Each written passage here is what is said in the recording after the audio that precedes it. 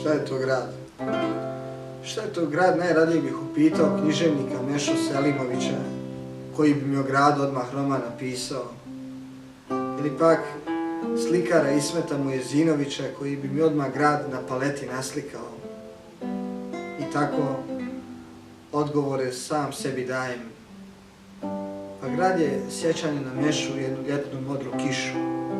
Grad je i sjećanje na Ismeta i moć oslobodilačkog rata i ono dvoje mladih što se vole u sred parka. Moj grad je Tuzla. Grad budućnosti, grad pjesnikove radosti.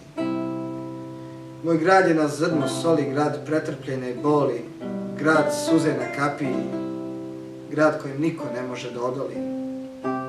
I da i zato ću ja Tuzlu vječno da pamtim, zbog jednog pogleda, poljupca i mog slomljenog srca.